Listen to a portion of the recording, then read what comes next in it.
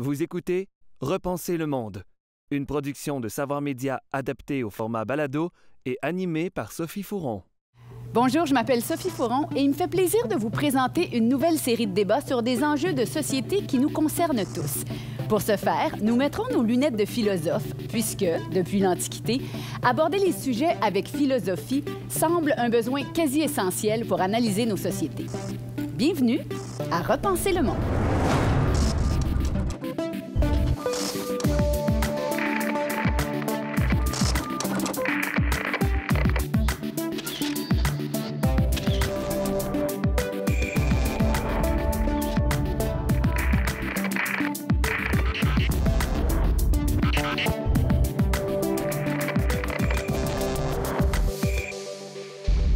Bonjour à tous, bienvenue à Repenser le monde. Aujourd'hui, une discussion sur un sujet toujours d'actualité et en constante évolution, la liberté d'expression. Pour en parler, je suis entourée d'invités qui en ont long à dire sur le sujet et qui sont des experts. Je vous les présente tout de suite. Geneviève Gagnon, avocate en droit des médias. Bonjour. Bonjour, Geneviève. Pierre Trudel, professeur de droit à l'Université de Montréal. Bonjour. Bonjour. Christian Vanasse, auteur et humoriste. Bonjour. Et notre philosophe en résidence. Qu'est-ce qu'on est chanceux d'avoir un philosophe en résidence? Normand Baillargeon. Bonjour, bien content d'être avec vous. Bien, merci beaucoup d'être là et place au débat. La liberté d'expression est au cœur d'une multitude de débats de nos jours. Quand chacun clame haut et fort son droit à la liberté d'expression, les tempêtes médiatiques et légales se déchaînent. Qui n'a pas entendu parler de la saga légale entre Mike Ward et celui qu'on a appelé le petit Jérémy? Du congédiement du commentateur sportif Don Cherry ou des éclats provoqués par des personnes jugées comme étant dérangeantes.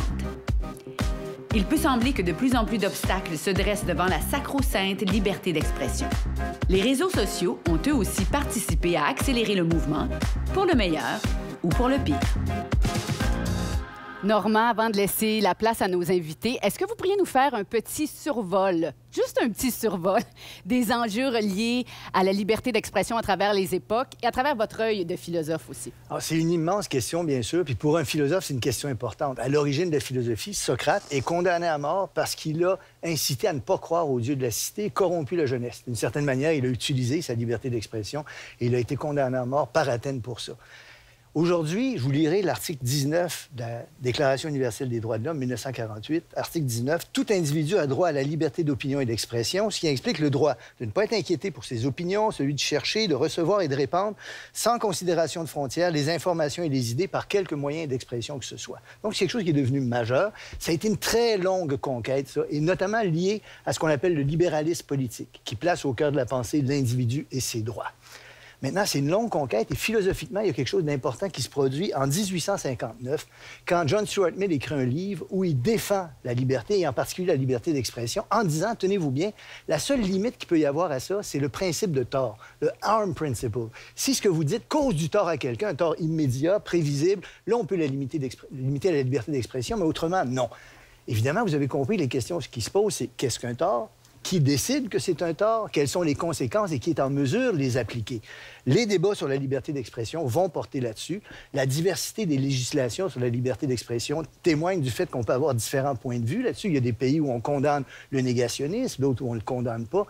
Et ces questions-là sont encore ravivées aujourd'hui en raison des nouveaux médias et de nouvelles formes de revendications militantes.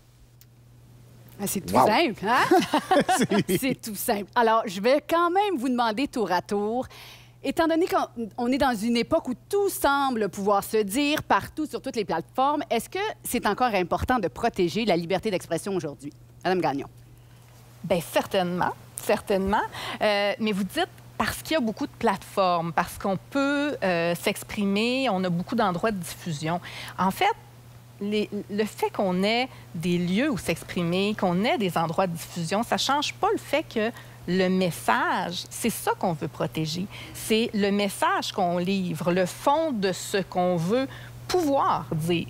Donc, pour moi, c'est encore non seulement nécessaire, mais très important de protéger la liberté d'expression parce que c'est ce qui nous permet justement de ne pas avoir trop de dérives. On pense que la liberté d'expression peut nous amener à des dérives, mais je pense que c'est ce qui nous ramène également. On en reviendra aux dérives et dérapages. Christian Manas, votre point de vue?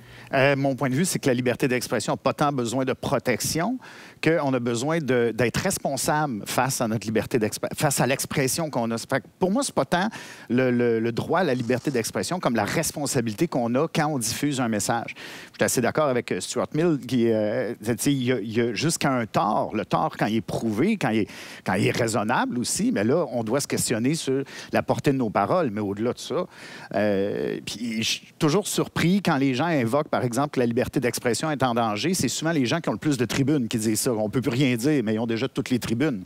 Alors qu'il y a bien des groupes qui n'ont pas ces tribunes-là, puis qu'eux autres pourraient encore plus dire, bien non, donnez-nous la parole.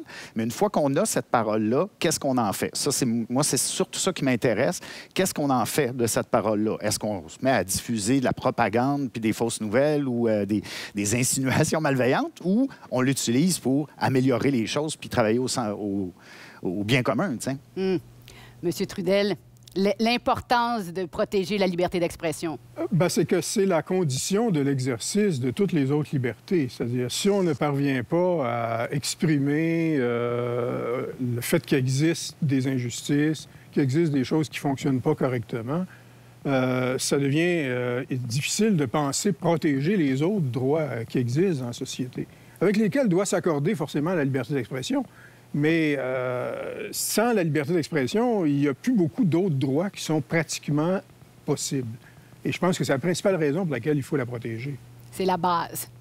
C'est la base. Il me semble que c'est la base. Comment peut-on penser à protéger le droit à l'égalité des personnes? Comment peut-on penser protéger les personnes qui ont moins accès que d'autres aux tribunes si, a priori, il n'y a pas de liberté de dire ça ou de dénoncer ce type d'inégalité ou ce type de dysfonctionnement?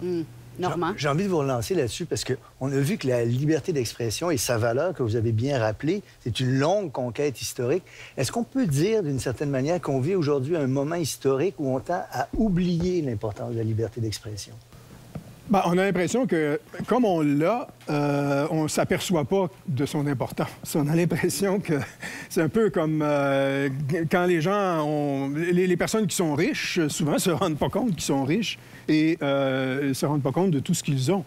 Et on a l'impression que c'est souvent, en prenant trop souvent pour acquis la liberté d'expression, qu'on finit par oublier son importance. C'est quand on se compare aussi à d'autres pays, justement, où ils en ont moins, où elle est plus limitée, que là, on se dit, peut-être qu'on devrait la chérir un peu davantage, et l'apprécier. Il y a le mot « valeur » qui, pour moi, est bien important là-dedans, parce que, pour moi, tous les discours n'ont pas la même valeur. T'sais, on ne peut pas mettre sur le même pied d'égalité toutes les opinions. Il y a des opinions qui sont épouvantables, là, et des opinions qui attisent la haine, qui attisent... qui visent, par exemple, des groupes qui sont déjà marginalisés ou des gens qui sont déjà vulnérables. Pour moi, cette opinion-là n'a pas la même valeur qu'une autre. Tu sais, par exemple, prenons le discours sur le réchauffement climatique. Il y a un consensus scientifique, puis à côté, il y a des gens qui nient les effets de l'homme sur le climat. Mais si on les met sur le même pied d'égalité, ça ne vaut pas, là. Ça marche pas, là. Mais c'est dangereux, ça, si vous me permettez, parce que en même temps, c'est justement parce que tous ont la liberté d'expression qu'on est capable d'arriver à un équilibre. Parce qu'en introduction, vous disiez, c'est en fait, quand c'est le droit, la limite du droit de l'un, qui est la limite du droit de l'autre. Évidemment, c'est à partir du moment où on cause un tort à quelqu'un qu'on devient avoir une limite. Mais en même temps, c'est sûr qu'on a tous tendance à se dire, oui, on aimerait que certaines... c'est ce qui nous apparaît, certaines vérités soient plus largement diffusées.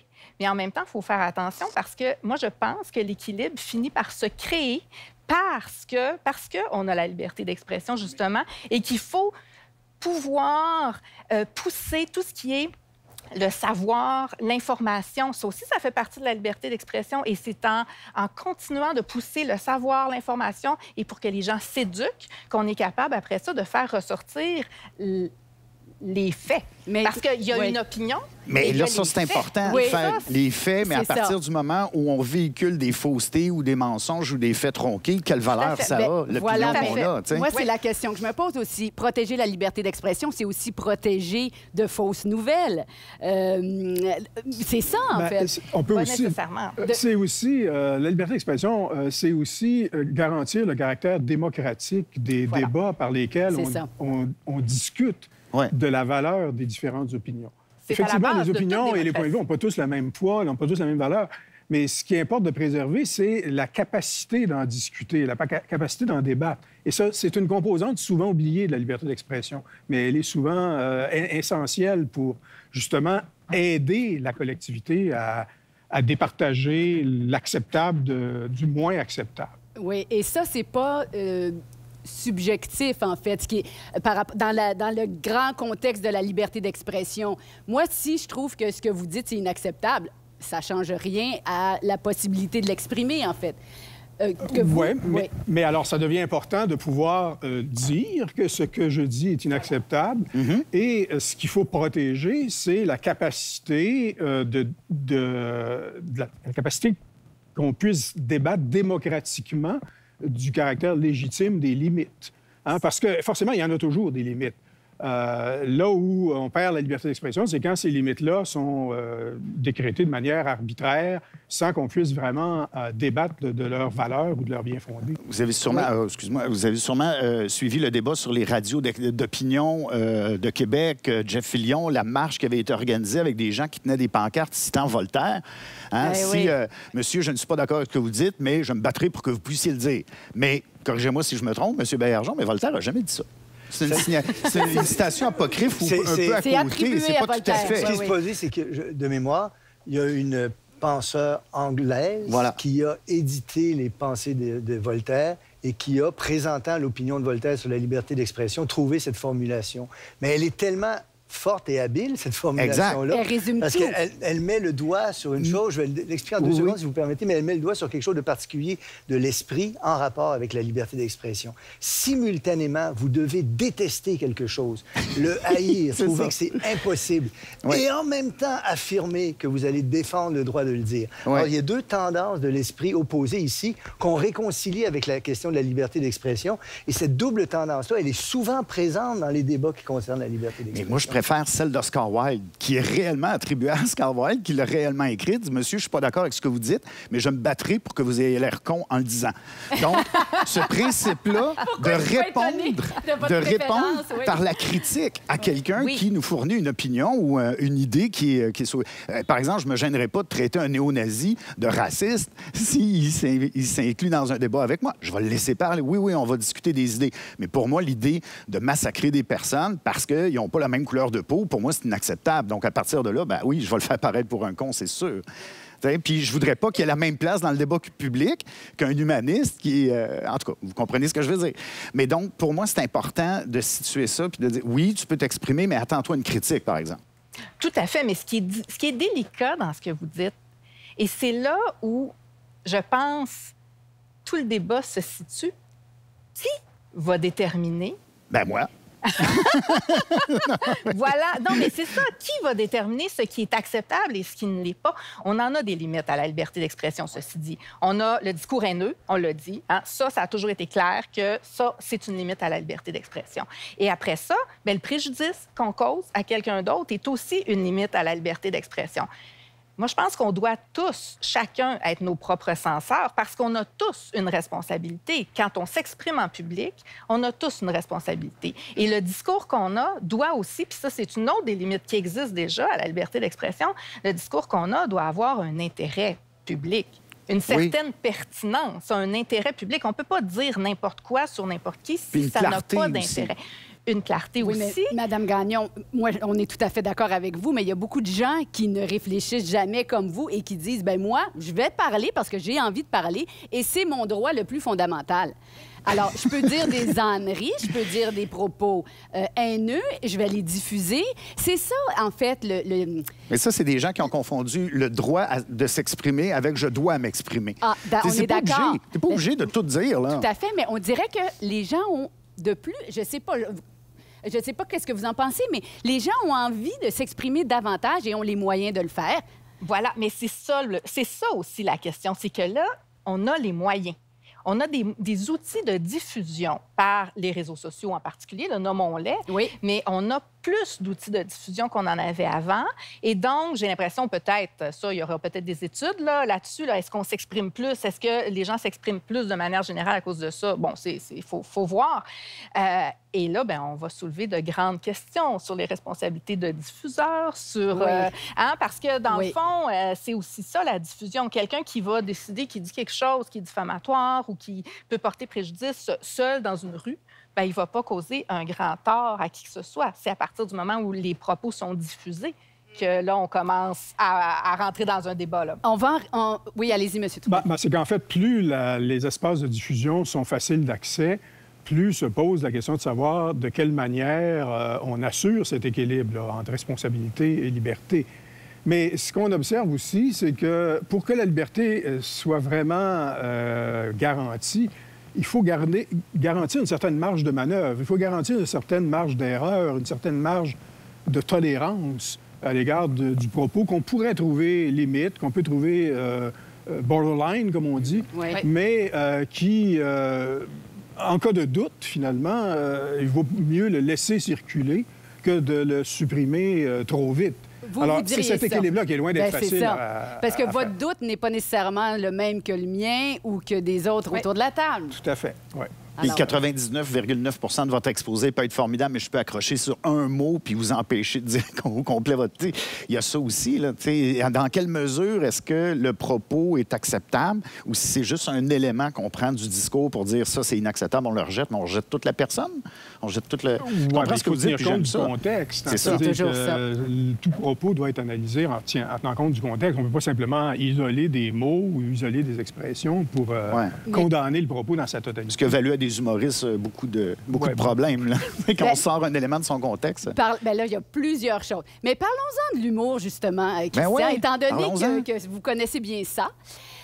Comment vous enseignez à l'École nationale de l'humour? Comment est-ce que vous abordez le sujet de la liberté d'expression? Et ses limites, en fait. Qu'est-ce que les élèves ont le droit de dire? Où est-ce que... Bon, on est dans un cadre scolaire, en tout cas à l'intérieur de mon cours, qui est Humour et actualité avec Luc Boilly. C'est qu'on invite les étudiants à exprimer leurs pensées, à faire des gags, mais à partir des éléments d'actualité puis de la vie sociale. Mais à partir de là, je leur dis, dans un cadre scolaire, académique, on peut dire tout ce qu'on veut, mais après ça, on va s'informer ensemble, on va discuter ensemble du propos. Fait que moi, on peut m'arriver avec un gag complètement misogyne, complètement raciste. Je vais l'accepter, mais je vais discuter avec la personne pour dire, écoute, ce gag-là, est-ce que tu es conscient des implications que ça a? Est-ce que tu es conscient de à quel public tu t'adresses? Qu'est-ce que tu véhicules avec ça pour lui faire prendre conscience de la portée de ce gag-là? Puis, en humour, il y a des mécaniques qu'on peut utiliser pour faire passer une idée, même s'il est très, très nauséabond. Il y a un contexte, il y a un emballage, il y a un personnage. C'est quoi l'intention? Donc, on peut analyser tout ça. Mais à partir du moment où on va sur une scène, je dis, bien, pour moi, la scène, comme la tribune, c'est un privilège, c'est pas un droit. C'est un privilège qui peut être retiré à tout moment si tu contreviens à certaines choses. Donc, si ton propos, ben, tu le maintiens, puis tu dis non, moi, j'aime mon gag haineux, puis je continue à dire mon gag haineux, puis je fais des signes nazis, puis let's go. Oh, OK, vas-y. mais tu vas être soumis à une critique, puis on va pouvoir te retirer ton privilège. Tout à fait. T'sais, moi, j'aurais aucun problème à retirer son privilège à ce moment-là. Pas de censure au départ, pas de ça, on va pas là, ça. Non. Parce qu'on entend beaucoup qu'on est plus frileux qu'avant, on peut pas dire les mêmes choses qu'avant. Non, c'est pas vrai. C'est pas vrai. C'est pas vrai. On peut dire tellement de choses. On peut dire toutes sortes de choses. Il se dit tellement de choses sur toutes sortes de... dans tous les métiers, dans toutes les disciplines, il se dit énormément de choses outrancières, horribles. Écoute, bien, si on s'en tient juste à ce qui est publié dans les journaux, on peut aussi aller voir dans les sections commentaires, on peut aller voir sur Reddit, on peut aller voir sur 4chan, sur 8chan, sur d'autres trucs encore plus obscurs du dark web pour se rendre compte que, ben oui, tout se dit. Tout se dit. Mais il y a une limite à ce qui peut être dit publiquement, puis il y a une limite à ce qui a un intérêt à être dit publiquement ensuite. Tu sais, des discussions de taverne, ça existe, ça a toujours existé, mais ça ne dépassait jamais la taverne. Là, la taverne est globale. Il faut tenir compte de ça aussi. Bon, en parlant le dark web, il faudra en parler de tout ça. J'ai-tu jeté un froid, là? Non. C'est juste, je pense que ça nous rappelle, en fait, une évidence. Mais en même temps, c'est ça. C'est pas toujours évident de tout prendre puis de tout accepter puis après de laisser les autres juger ou les nouveaux censeurs, en fait. Bien, c'est parce que les contextes sont un peu télescopés. Hein? On parlait il y a cette image de la taverne et des blagues de taverne qui ont toujours existé. Mais maintenant, on est dans des espaces connectés où on peut dire tout ça et bien plus. Et tout ça est dans un espace qui n'est plus du tout l'espace de la taverne, là, cet espace protégé où il y avait juste des gars, là, puis où ça sortait pas de là. Oui. Et c'était tant mieux, peut-être, Et vous c'était direz? probablement mieux. Tandis que là, ben, effectivement, les environnements de réseaux sociaux, ben, ça circule partout. Alors, il y a cette...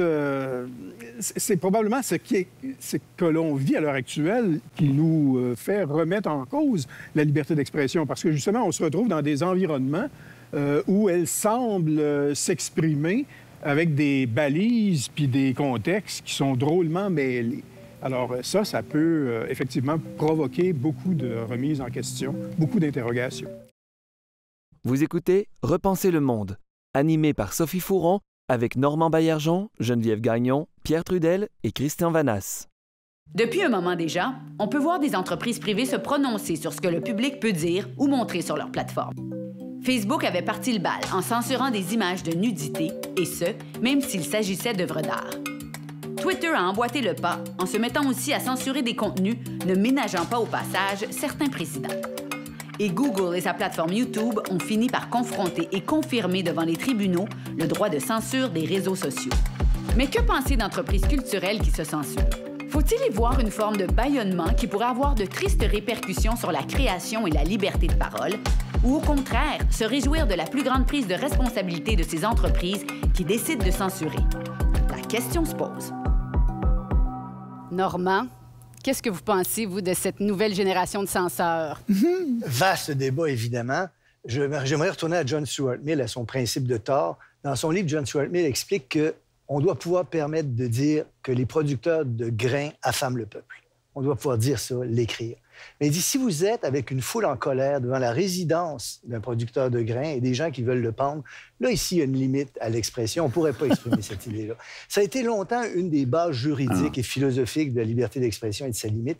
Dans les années 80, un philosophe qui s'appelle Joel Feinberg a commencé à suggérer l'idée que des propos offensifs pourraient justifier une limitation à la liberté d'expression.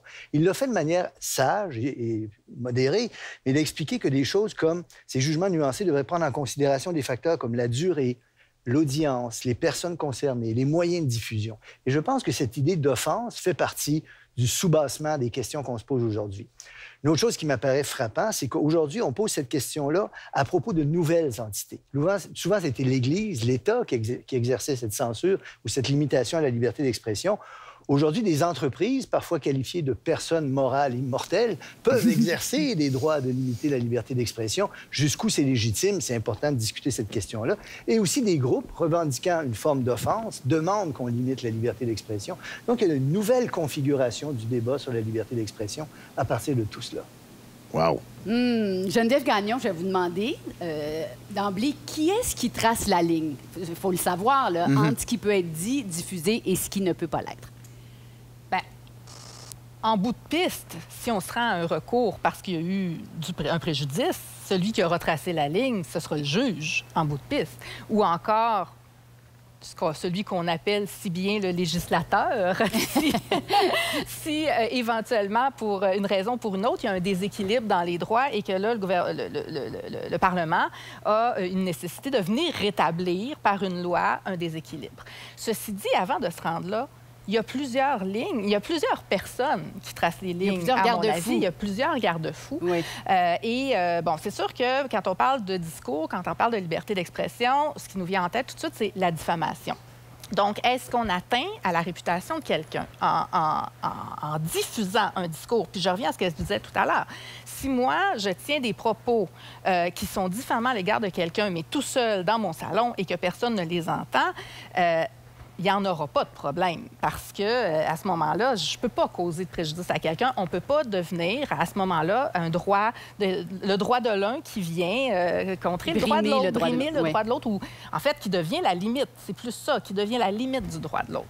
Et ce qui est intéressant aussi, c'est qu'en matière de diffamation, c'est pas ce que la personne qui se croit diffamée ressent qui est le guide. C'est plus ce que les autres vont retenir du discours qui a été fait à l'égard de cette personne-là qui est le guide. Donc ça, en droit, ce qu'on dit, c'est, on parle toujours de la personne raisonnable. Là. Ça, c'est notre bon père de famille, notre ancien bon père de famille. Maintenant, c'est la personne raisonnable.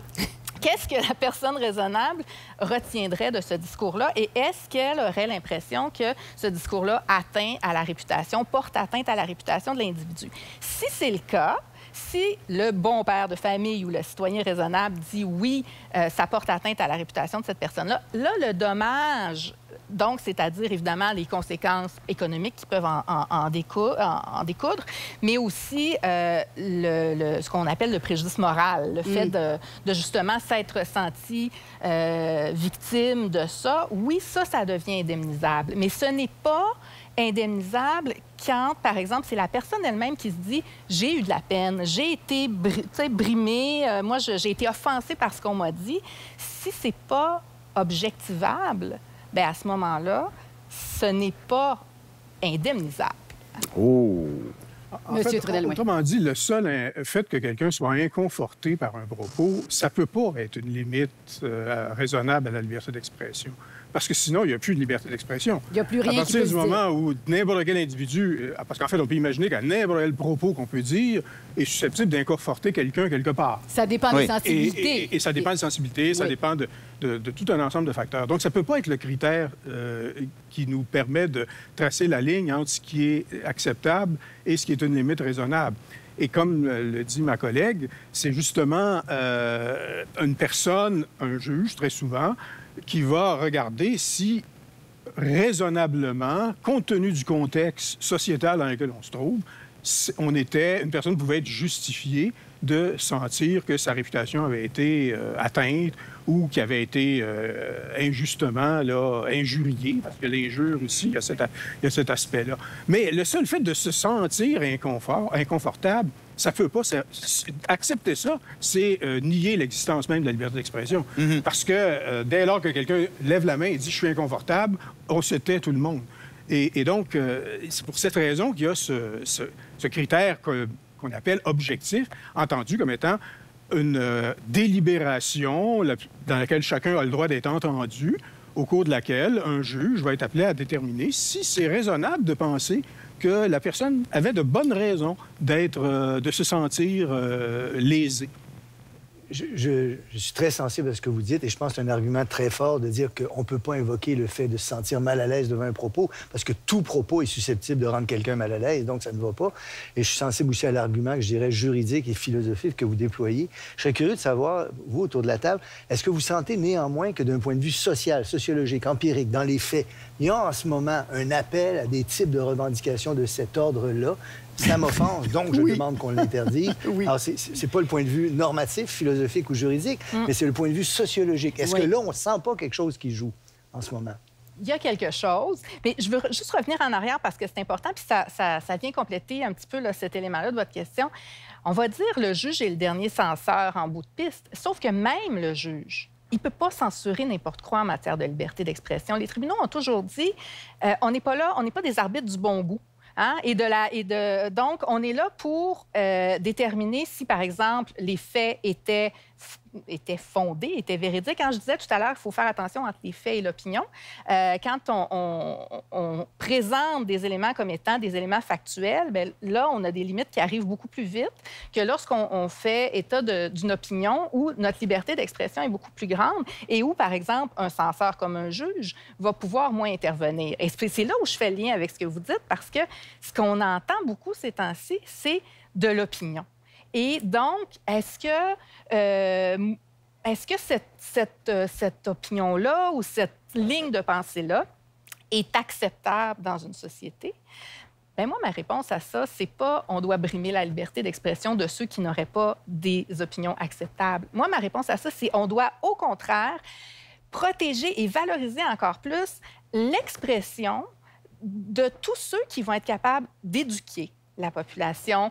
On parle, entre autres, nos grands médias maintenant ont tous des sections vérification des faits ou comment découvrir une fake news ou comment... Bon, alors ça, c'est intéressant aussi, et de s'assurer qu'on enseigne à nos jeunes comment réfléchir et de se former une pensée critique qui va nous amener justement après ça... C'est la base. Oui, après ça, être capable de pouvoir prendre position. Je suis tellement d'accord juger, avec ça. Juger Par rapport à les ça. propos. Parce que dans le milieu de l'humour, c'est de plus en plus fréquent qu'on entende des gens dans la salle répliquer au moment où ça se passe, au moment où le comédien ou l'artiste est en train de livrer sa performance, qu'il y a des gens qui disent grossophobe, transphobe, spéciste. Moi, je me suis déjà fait crier spéciste.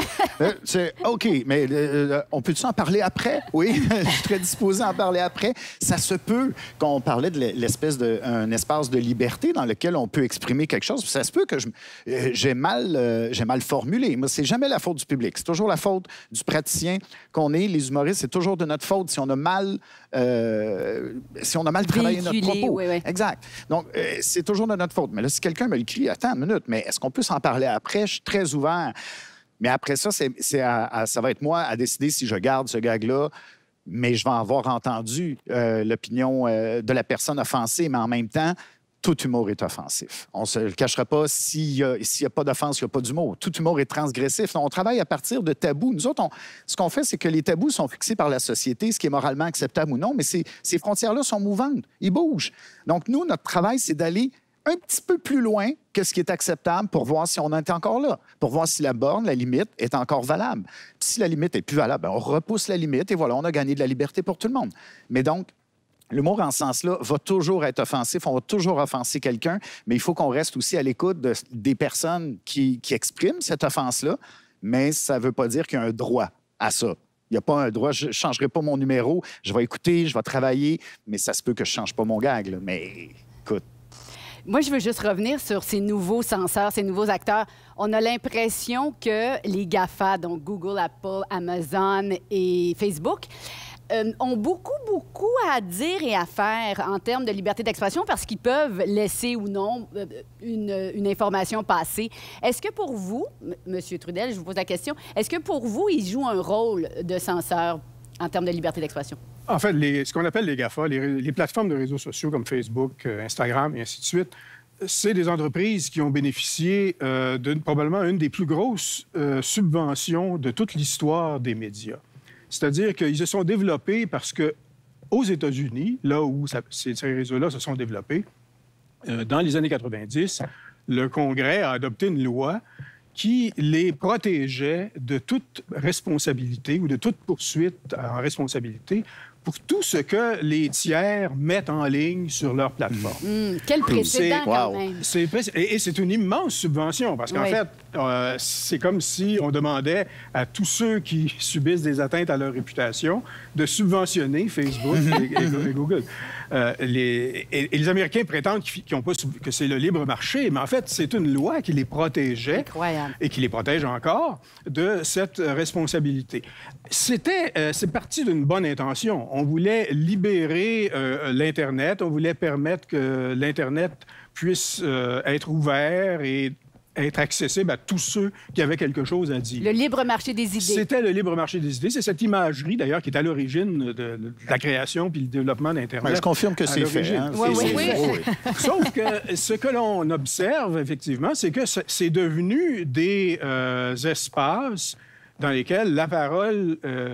ce sont des espaces privés par la propriété, mais c'est devenu des espaces publics, de parole publique. Et là, forcément, on se retrouve dans une situation où c'est ces entreprises-là qui ont la maîtrise de ces espaces-là. Elles ont la liberté d'enlever, de supprimer. Et actuellement, ce qu'elles font, c'est qu'elles gèrent ça à la manière d'un problème de relations publiques. Ben, tout à fait. Les gens s'inquiètent que Twitter fasse circuler trop de fausses nouvelles. On étiquette les nouvelles en disant c'est peut-être pas tout à fait vérifié. On s'inquiète qu'on puisse filmer ces meurtres en direct sur Facebook Live. Bien, Facebook intervient et met en place des précautions. Toujours. Et c'est toujours au cas par cas, dans une logique de relations publiques. Mais il ne faut pas s'en étonner. On a laissé, dans tous les pays, se développer ce type de place publique-là.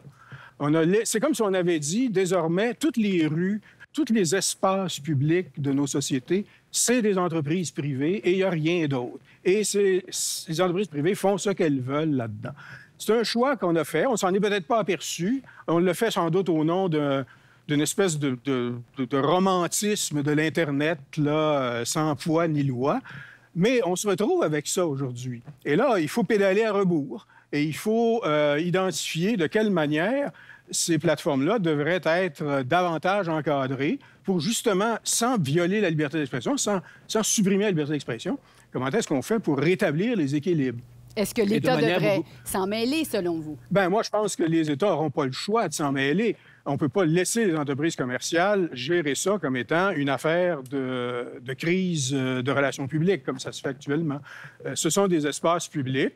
Et il faut que les États... les États sont probablement les seules entités qui ont la légitimité pour intervenir là-dedans. Mais quand on dit intervenir là-dedans, c'est pas en instaurant de la censure, mais c'est en identifiant un modèle qui garantit que les abus sont contrôlés. Oui. Un modèle possible, par exemple, c'est l'obligation d'étiqueter certains contenus lorsqu'ils sont douteux, ce que les entreprises ont commencé à faire déjà. Oui. Une déontologie, en fait, une espèce de déontologie journalistique qui ce serait difficile de contrôler. Je sais pas. Moi, je voudrais pas avoir ce mandat-là, en tout cas. Hein? Mais c'est la responsabilité. Vous dites, est-ce que les États devraient intervenir?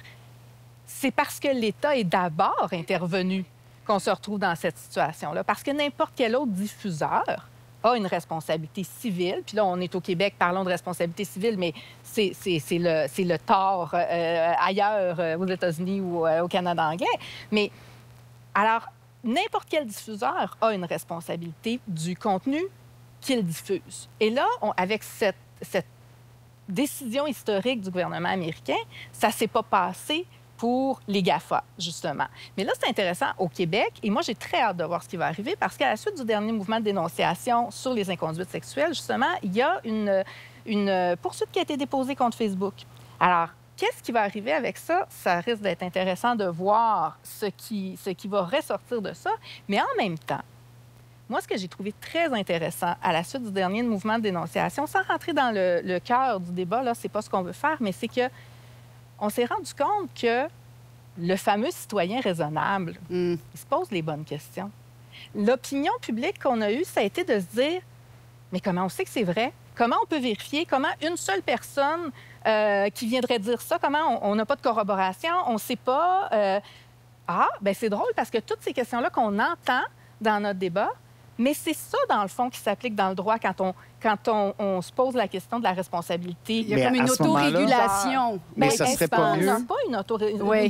Oui. En fait, une certaine façon de rétablir l'équilibre, dans le fond. Mais plutôt que de demander au gouvernement, par exemple, aux États d'intervenir directement dans les contenus puis de policer ou encadrer Internet, si on outillait les citoyens un peu mieux pour être capable de contrer les discours haineux, de reconnaître les sophistes, si on enseignait la philo au primaire, mettons, là, un vrai cours de philosophie. On ne sera pas contre ça ici aujourd'hui. Non, mais Socrate en deuxième année, là, puis qu'on puisse former notre pensée critique, on serait peut-être en train de former des citoyens qui seraient capables de résister à ça puis d'être plus à même d'identifier les contenus.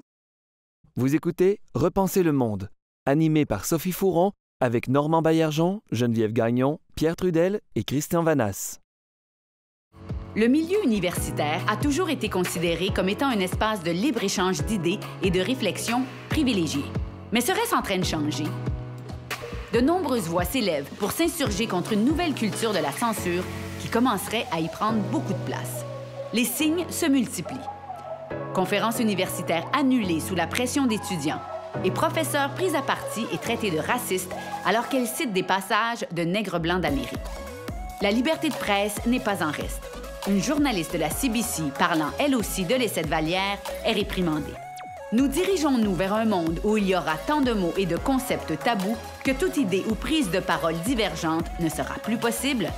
Quel est l'avenir du milieu académique et de celui des médias dans ce tout nouveau contexte? Normand Baillargeon, la liberté académique, un sujet qui vous touche particulièrement. Un mot là-dessus? Tout à fait. Je vais employer un mot, c'est le mot qui convient ici, c'est épistémique. Ça concerne la recherche de la vérité. Alors, la liberté d'expression à l'université, qui est une institution vouée à la recherche de la vérité, prend une forme particulière. On l'appelle parfois liberté académique. Et elle est extrêmement importante. Je vais encore revenir à John Stuart Mill, qui est un homme extraordinairement brillant. Mill disait... Vous ne savez même pas ce que vous pensez réellement si vous n'avez jamais confronté votre point de vue à celui de quelqu'un qui pense le contraire de vous. Ça, c'est une notion épistémique extrêmement importante. Et à l'université, la vie de l'esprit demande cette protection de la liberté académique très grande. Et on peut penser qu'en ce moment, des choses comme ce qu'on appelle la cancel culture, le safe space, sont des limites à la liberté académique qui sont troublantes. Pour ce qui est des médias, j'aimerais revenir sur un autre philosophe qui s'appelle John Dewey, qui avait inventé l'expression de conversation démocratique. Alors pour lui, la démocratie, en chair et en os, si je peux dire, au-delà des régimes politiques, etc., des institutions qui la définissent, c'est un mode de vie associatif, une manière de vivre ensemble. Et elle suppose de converser. Et en ce moment, il y a des raisons de s'inquiéter de l'état de la conversation démocratique. Donc, on pourrait s'inquiéter de la liberté académique et de l'état de la conversation démocratique. Pierre Trudel, est-ce que ça vous inquiète, cette censure qui plane au-dessus de ces institutions? Bien, c'est que les institutions universitaires, effectivement, c'est des endroits où des gens vont là pour apprendre, hein, pour se former. On peut effectivement s'inquiéter quand on commence à dire, a priori, les gens devraient être privés de l'accès à certains types de discours, certains types de pensées, au motif que ça pourrait déranger certains. C'est inquiétant. Cela dit, les universités au Québec et un peu partout dans le monde ont toujours eu à se débattre avec ce genre de censure. Si on retourne dans l'histoire du 20e siècle au Québec, les universités étaient dominées par le clergé catholique et des professeurs. On raconte que l'ancien premier ministre Pierre Elliott Trudeau n'avait pas pu être engagé à la faculté de droit où j'enseigne parce qu'on lui reprochait ses propos anticléricaux. Donc, ce n'est pas d'aujourd'hui que les universités sont obligées de se débattre avec ces revendications pour faire taire. Mais justement, c'est le rôle des universités, c'est le rôle des institutions universitaires de dire non à ce genre de revendications. Parce que sinon, il n'y a plus de véritable différence entre l'université et un monastère ou une secte, finalement. Alors si on veut vraiment une université, on ne peut pas tolérer qu'on commence à dire qu'il y a des idées dont on ne peut pas débattre. Même si ce sont des idées absolument insupportables, il faut être capable d'en débattre. On ne peut pas comprendre le nazisme si on ne comprend pas les idées aberrantes sur lesquelles il repose.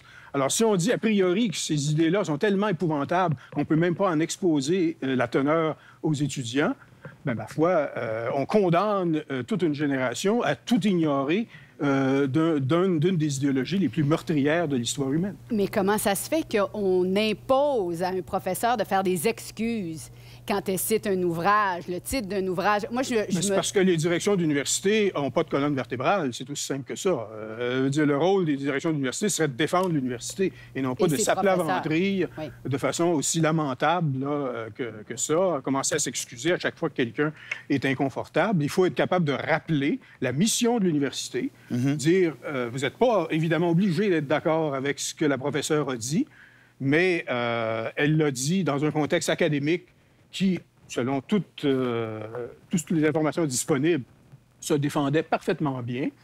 Et c'est à la direction de l'université de mettre ses culottes, autrement dit. J'insisterai aussi pour dire que sur de bon nombre de questions sensibles et débattables dans la société, l'éclairage de multiples points de vue que peut apporter une université est crucial pour connaître la vérité sur ces questions-là.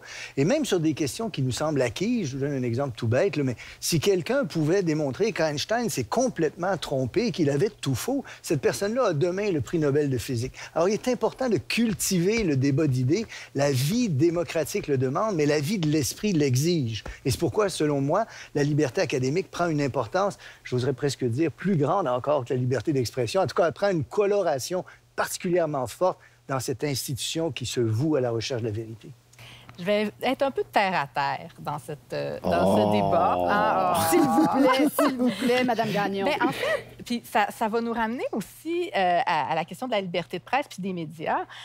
Mais la question qui peut se poser, puis j'ai aucune idée, là, je ne suis pas dans le secret des dieux, puis j'ai aucune idée dans quelles circonstances ça peut se faire ou pas, mais quelle est la conséquence possible pour une université, par exemple, de laisser passer dans un contexte de controverse, de prendre une telle ou une telle autre position? Bien, la possibilité d'être poursuivi. Et c'est pour ça que je dis je vais être terre à terre. Parce que la possibilité d'être poursuivi, ça implique l'obligation de se défendre pour pouvoir... C'est des coûts. Ben voilà. Alors, pour pouvoir défendre ces grands principes-là, et ce sont des coûts.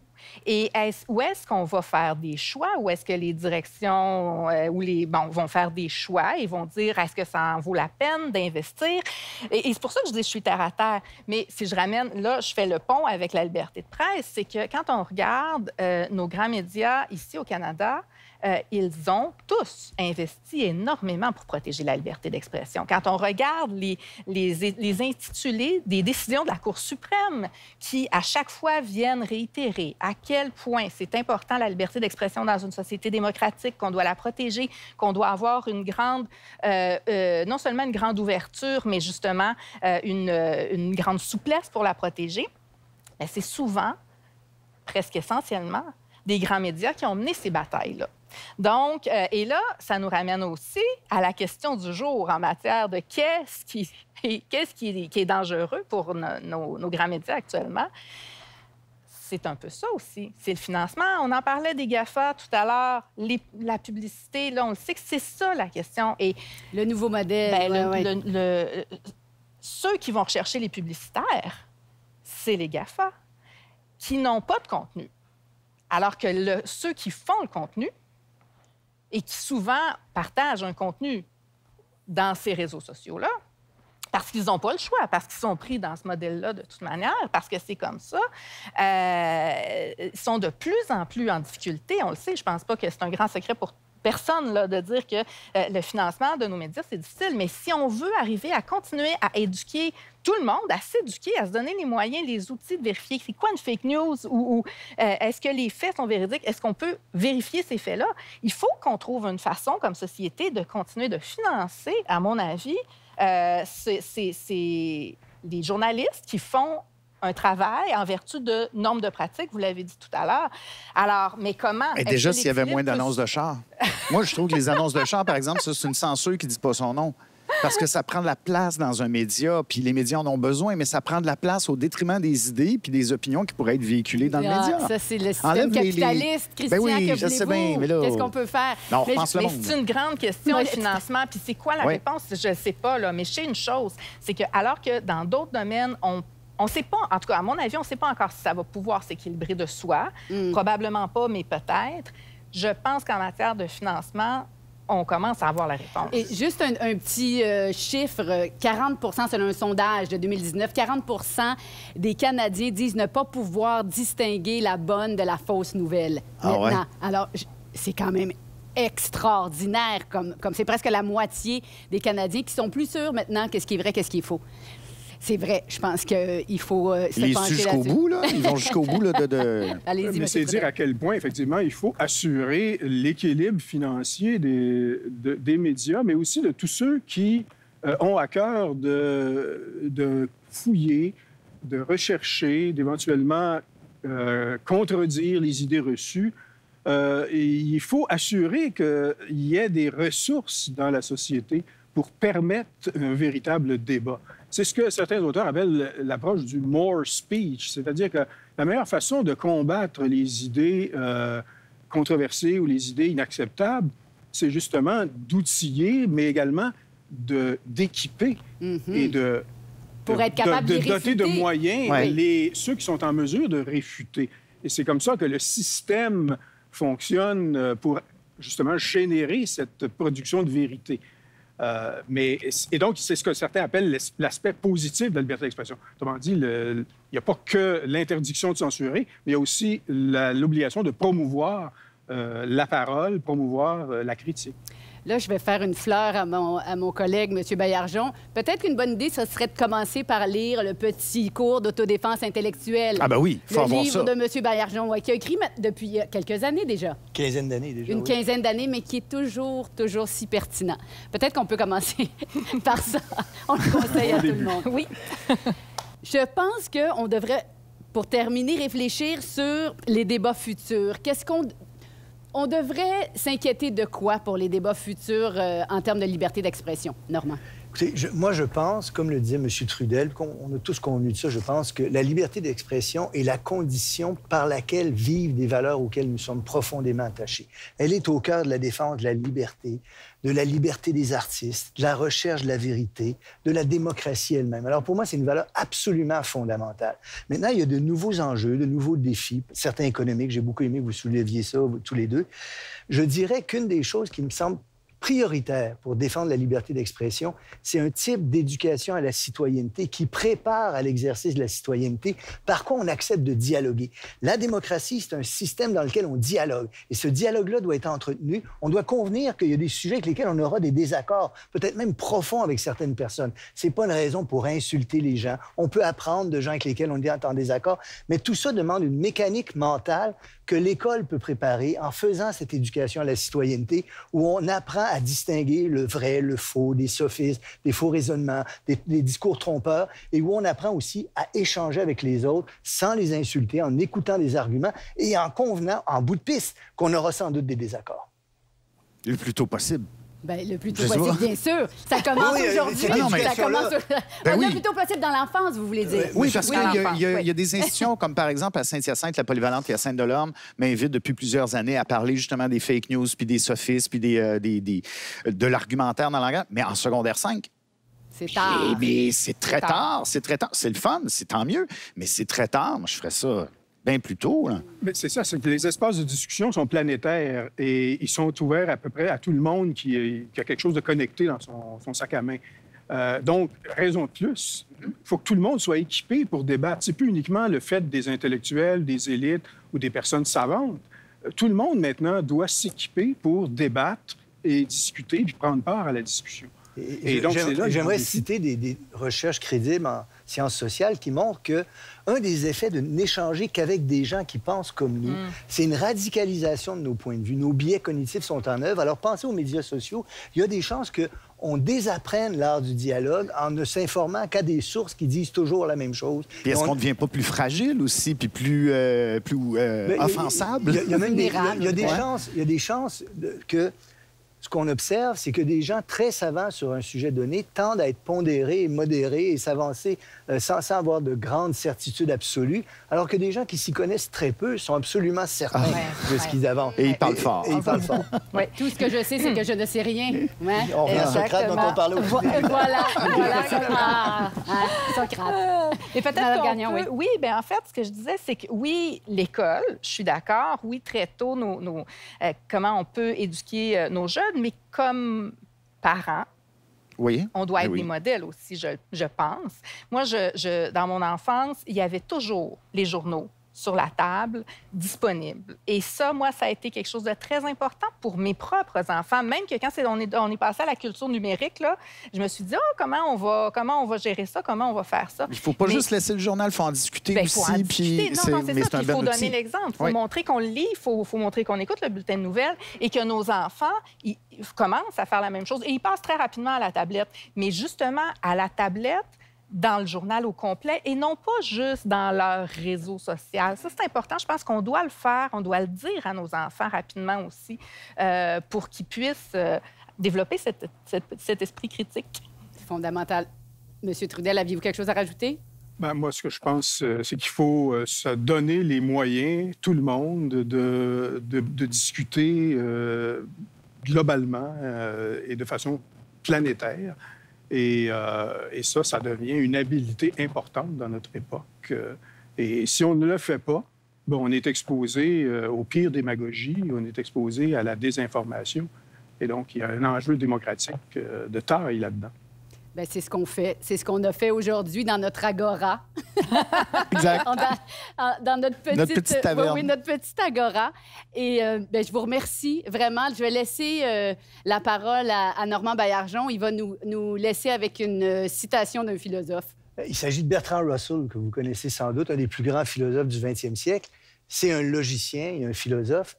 Il est aux États-Unis, lui, il est anglais, pendant que la Deuxième Guerre mondiale est déclarée. Il est donc bloqué là avec sa famille et il se trouve un poste de professeur à l'Université de New York pour aller enseigner la logique et la philosophie des sciences. Une campagne contre lui se lance à cause des positions qu'il a exprimées sur la sexualité, sur les femmes, sur le droit pour les jeunes d'avoir une vie sexuelle avant le mariage, et ainsi de suite. Quelle idée! Cette campagne-là est tellement forte qu'on va abolir son poste de professeur à l'université, ce qui est absolument terrifiant. Des gens comme Einstein vont se porter à sa défense, mais ça ne changera rien, il perd ce poste à l'université. Dans le contexte de ce débat-là, Russell va écrire ceci. Quelle importance, dira-t-on peut-être, peut bien avoir une question comme celle de la liberté académique dans un monde en guerre? Je vous rappelle, on est en guerre en 1940. Dans un monde martyrisé par les persécutions, dans un monde où foisonnent les camps de concentration destinés à ceux qui ne se font pas les complices des injustices. Comparé à tout cela, je le reconnais, la question de la liberté académique n'est pas en elle-même de toute première importance. Mais elle est une des choses qui est en jeu dans la bataille en cours. Souvenons-nous que ce qui se joue dans les enjeux les plus grands, aussi bien que dans ceux qui nous semblent plus petits, c'est la liberté pour l'esprit humain, incarné en un individu, d'exprimer ses croyances ainsi que les espérances qu'il a pour l'humanité, que celles-ci soient partagées par plusieurs, par quelques-uns seulement, ou même par personne. Bertrand Russell. À M. Russell. On voit à M. Russell et à vous tous.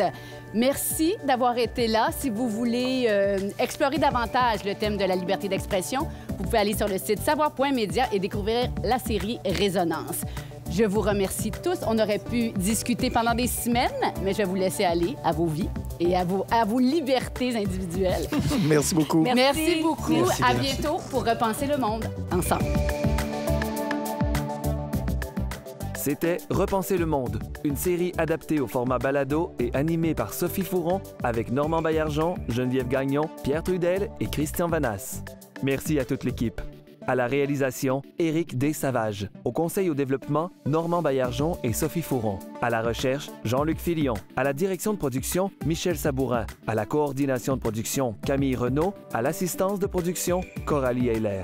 À la prise de son, René Fleurant. À la direction technique et au mixage sonore, Éric Ranzenhofer. À la technique générale, Daniel-Paul Bourdage, Christophe Bureau et Sylvain Huppé. Au montage, François Grondin. À la production déléguée, Lisa-Marie Lampron. À la direction générale et à la production exécutive, Nadine Dufour. Avec la participation de Jérémy Desbiens. La musique de ce balado provient de BAM Music Library. Repenser le monde est produit en partenariat avec le gouvernement du Québec.